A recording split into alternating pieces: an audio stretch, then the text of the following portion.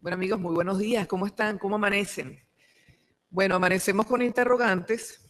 En Venezuela siempre amanecemos con interrogantes. Si algo sucede aquí es que estamos en una suerte de carrusel emocional. Y desde el pasado domingo, esa bellísima jornada del pasado domingo, pues las emociones están a flor de piel. Me toca el honor y agradezco a las autoridades de Fede Cámaras esta posibilidad de estar coordinando esta parte del foro que se titula Un nuevo pacto republicano o Estado comunal.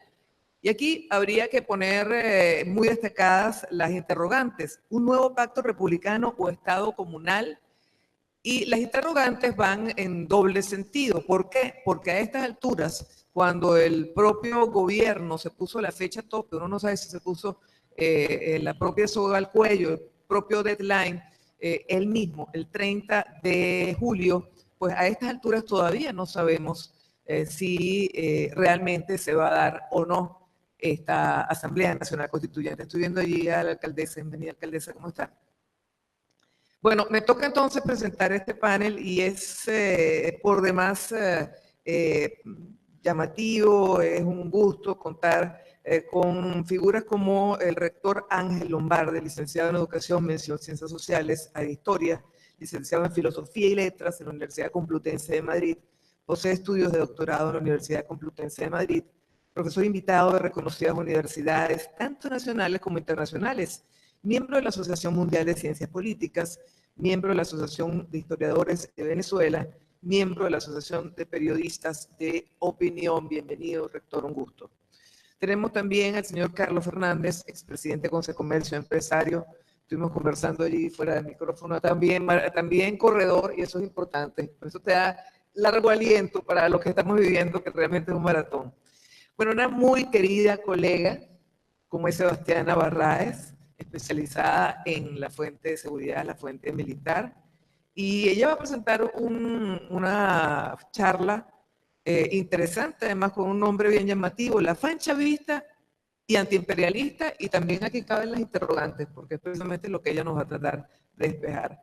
Y un muy querido amigo, y para los periodistas, persona referencial, cada vez que hay un escenario conflictivo, o sea, todo el tiempo, recurrimos a la experticia de Víctor Maldonado, quien es politólogo y director ejecutivo de la Cámara de Comercio e Industria de Caracas. Preparen sus preguntas porque luego de la exposición de cada uno de ellos, pues vamos a venir con la sesión de preguntas y respuestas. Bueno, vamos a arrancar entonces. Rector, vamos a arrancar, si usted quiere, con su ponencia y vamos a disfrutar y sobre todo vamos a ponerle la lupa porque son días históricos y tenemos el privilegio de estarlos viviendo. Buenos días. Agradezco la invitación. Seguramente vía mis amigos Francisco Martínez y Franco Caponcelli. Y a pesar de la presentación hecha, también como empresario, gracias a Tibisay Lucena, ya que así es como aparezco en el padrón electoral de la Constituyente, ¿no? En el padrón corporativo que elaboraron aparezco como empresario. Mucha honra.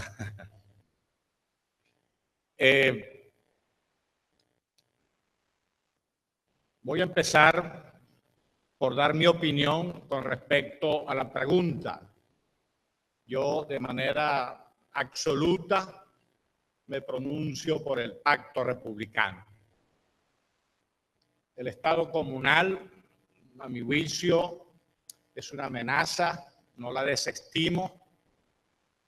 Inclusive veo la posibilidad de que el proyecto ilegal de la Constituyente pueda ser retirado.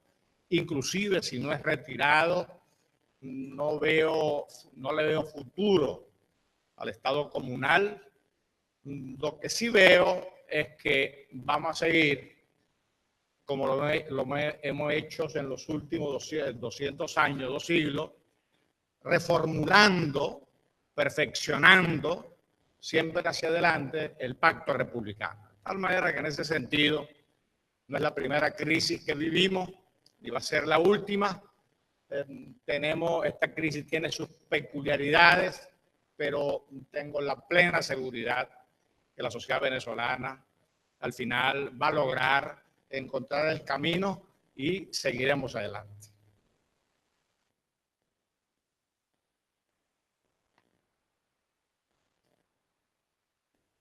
La ponencia va a circular desde esta misma mañana en las redes, en mi blog, Twitter, etc. Y comienzo con 3 epígrafes. El título, una crisis de larga duración en tiempo presente. Es una crisis de 30 años. Por eso, a mi juicio, nos perjudica el urgentismo y abordarla básicamente desde las emociones y pasiones y desde una visión, a mi juicio, exageradamente dramática de la realidad. La primera cita, una crisis de larga duración en tiempo presente. El tiempo no tiene ni comienzo ni fin. Un autor muy apreciado por Carlos, Jorge Luis Borges. El tiempo no tiene ni comienzo ni fin y por ello es que siempre nos encontramos en el centro del tiempo.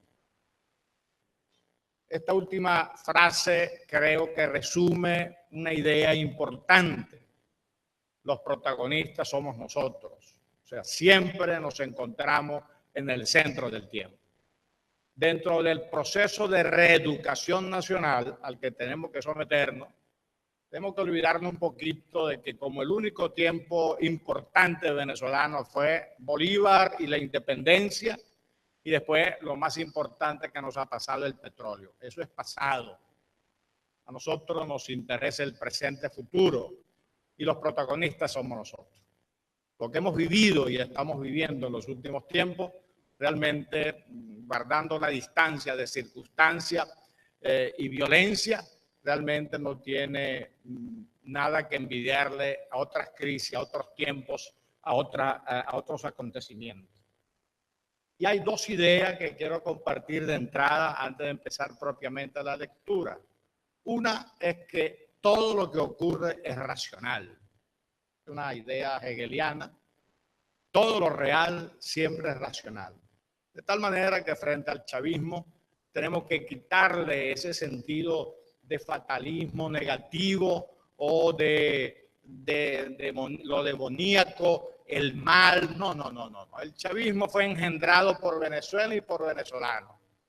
Y vamos a salir de él desde Venezuela y por venezolanos. O sea, tengan la plena seguridad.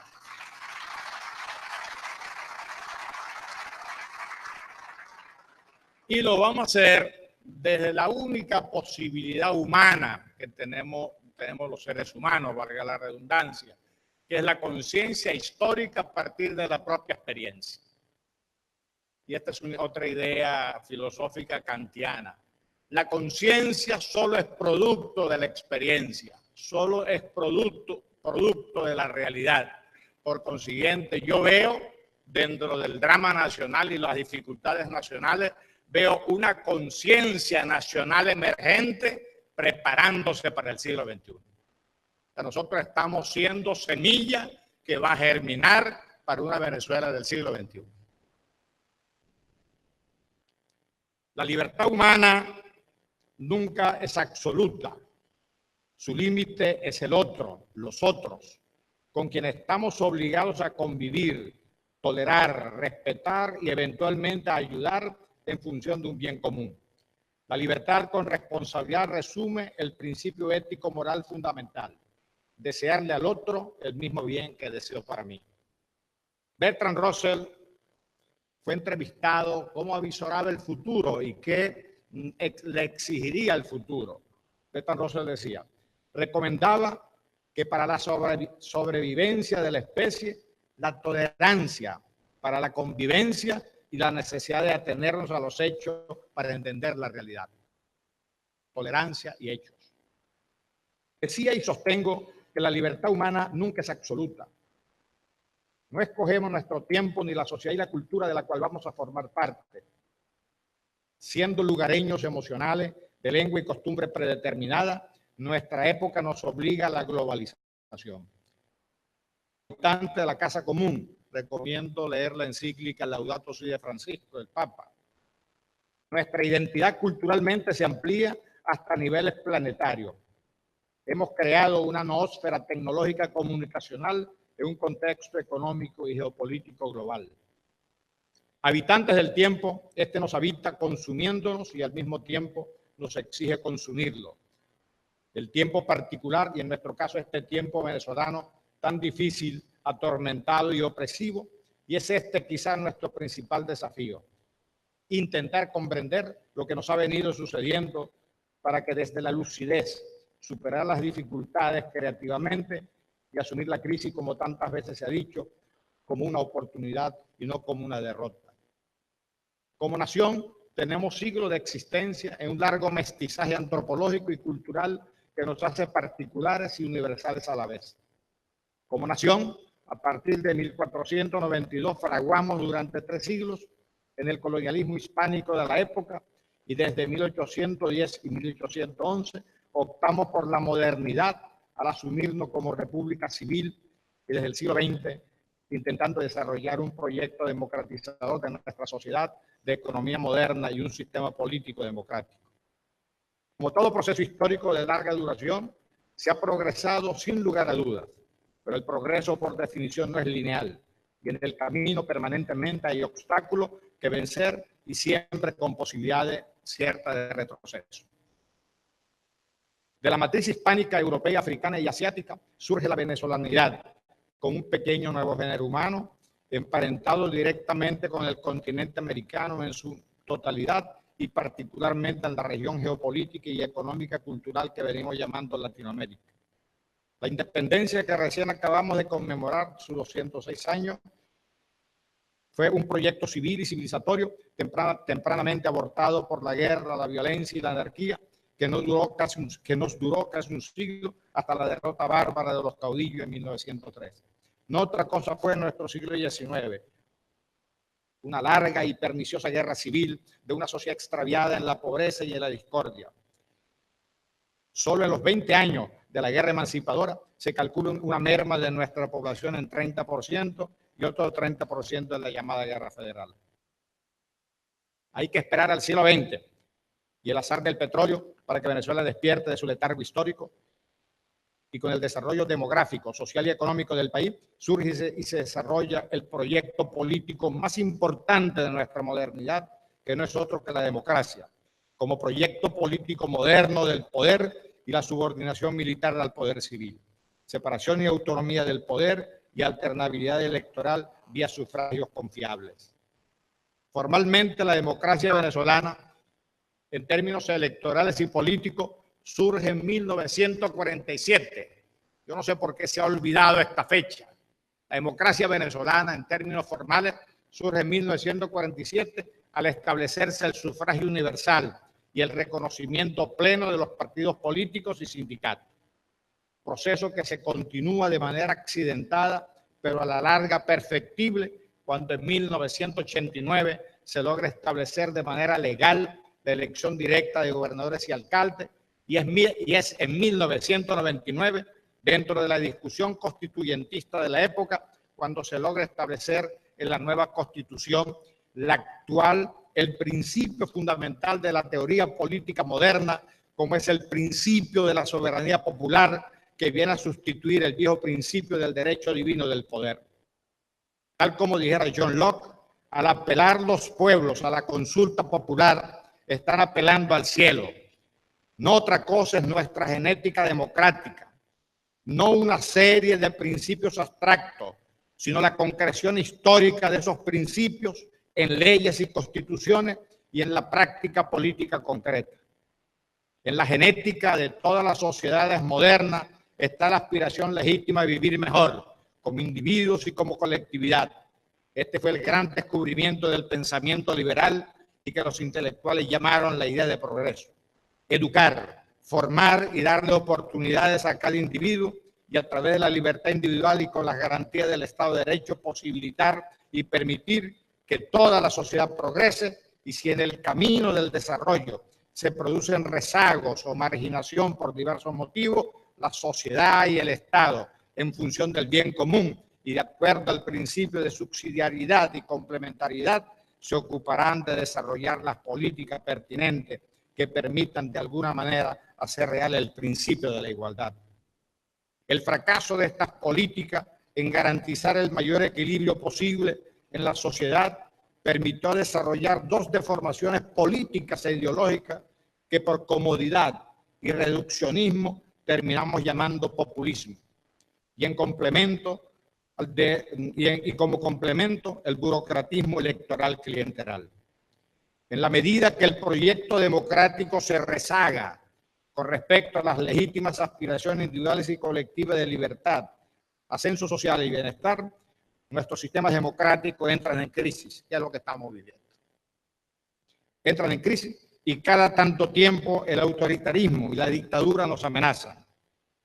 Pero igualmente esa utopía fracasada que es el marxismo, al renunciar como proyecto político social a la democracia, termina en el conocido y terrible comunismo real, cuyo fracaso y espejo más cercano es el castrocomunismo, que mal ahora sigue proyectando su sombra sobre el proyecto político nacional autoritario que surgiera de la luz pública en 1992, se hizo gobierno por voto popular en 1998 y en los últimos años, atrapado en su propia lógica de intereses perversos, está comprometiendo fuertemente la paz social, el desarrollo económico y la propia convivencia entre los venezolanos.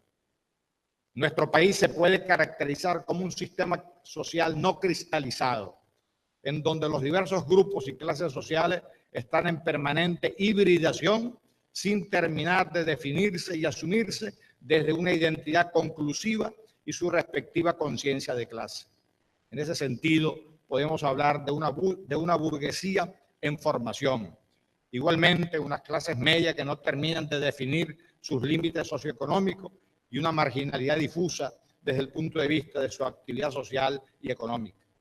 Un buen ejemplo es la información que recientemente nos diera Jorge Roy, que el 96% de nuestras empresas están constituidas por grupos familiares, en donde la tradición y los intereses creados tienden a ser mucho más importantes que los procesos de cambio e innovación tan necesarios en los tiempos de la sociedad del conocimiento y de la globalización generalizada. En el orden político, igualmente existen unas carencias importantes que se manifiestan fundamentalmente en la precariedad institucional y el débil apego y respeto a la ley. El poder se concibe más como poder dominación que poder gobierno-servicio. Resumiendo, diría que en este caminar histórico de los últimos 2 siglos hemos sufrido distorsiones que urge corregir. Un presidencialismo exacerbado, monarca sin corona ha sido llamado, pero no Maduro, todos nuestros presidentes, monarca sin corona, y la fortuita riqueza petrolera no han logrado superar el horizonte de una economía colonizada, dependiente, parásita, cuyo eje, principio y fin es la minería petrolera, ampliada a la minoría en general, que se sigue asumiendo desde una ley colonial de la monarquía que otorga al Estado toda la propiedad del subsuelo. La otra distorsión convertida en enfermedad política, el presidencialismo no como una maldición, lo ocupamos y mantenemos nosotros mismos, así como el petróleo tampoco puede ser asumido como un fatalismo negativo, sino como lo que debe ser, una oportunidad para todo el país, no solamente para enriquecer a una minoría y para que ejerce el poder esa misma minoría. No hay tarea más importante y urgente, y perdonen la simplificación y el barbarismo lingüístico, que desestatizarnos, despresidencializarnos, despetrolizarnos. En el primer caso, poner a funcionar de manera adecuada el sistema democrático, y en el segundo caso, independizar nuestra economía de la dependencia petrolera, aunque entiendo que esto tiene que ser de manera progresiva e inteligente. Y quizás lo más importante de todo el cambio de mentalidad de todos los venezolanos frente al poder político y frente a la economía petrolera, y entender de una vez por todas que la única riqueza de un país es su población educada, saludable, con trabajo productivo y niveles de vida que les permita desarrollar a cada uno sus posibilidades y potencialidades humanas en una sociedad del conocimiento globalizada en cambio y transformación permanente. Hay que desterrar de nuestra mentalidad lo de un país o sociedad joven. Antropológicamente venimos de milenios de evolución humana. Como nación tenemos más de 5 siglos. Como Estado tenemos un desarrollo de más de 2 siglos y definitivamente el Dorado no existió ni existe ni va a existir, sino en función de la riqueza que entre todos los venezolanos podamos crear y disfrutar. La libertad no permite otra definición, sino desde la responsabilidad de cada uno, de todos. En la sabiduría oriental se afirma que si cada ser humano cumpliera a cabalidad con sus responsabilidades, seríamos libres y no haría falta gobierno alguno. La historia no puede seguir siendo mitología consoladora ni literatura de evasión. La realidad no existe, sino como hecho y sus consecuencias. En el siglo XXI las ideologías terminan siendo superstición fanática. No hay doctrina política, sino la doctrina de los derechos humanos y en sentido progresivo estos derechos desarrollados como protección y posibilidad de todos los habitantes de la tierra y de la tierra misma. Asumir los hechos y la tolerancia para convivir en la diversidad y las diferencias. El futuro siempre es precario e incierto, pero de nosotros depende que pueda ser mejor para todos. Hay que educarse en la construcción del futuro, a ser contemporáneos del mismo. Siempre estamos en el centro del tiempo y en esta centralidad conflictiva de los últimos años, meses y días, el desafío no es el riesgo de un Estado comunal fantasmagórico y amenazante, al cual habrá que denominar de manera apropiada lo que es en realidad un proyecto totalitario de sociedad, sino entender que vencida la amenaza del autoritarismo totalitario, hay que seguir en el empeño de la construcción de una república de hombres virtuosos y leyes convenientes, y en esa perspectiva acceder con confianza al siglo XXI, que demanda por nosotros, ya que llevamos un atraso de 17 años. La república es un hacer haciéndose y va a depender de nosotros que en la actual coyuntura nosotros podamos actuar con la lucidez que actuaron y que nuestro país actuó en situaciones parecidas anteriores. En el año 36, la transición venezolana difícil se hizo desde la sensatez del calma y cordura de López Contreras. En el año 57-58, la transición democrática venezolana se hizo en el acuerdo político inteligente. Y en el año 2017 estoy convencido que nuestra única posibilidad es apelar a nuestra lucidez para depararle al país el futuro que nos merecemos todos. Muchas gracias.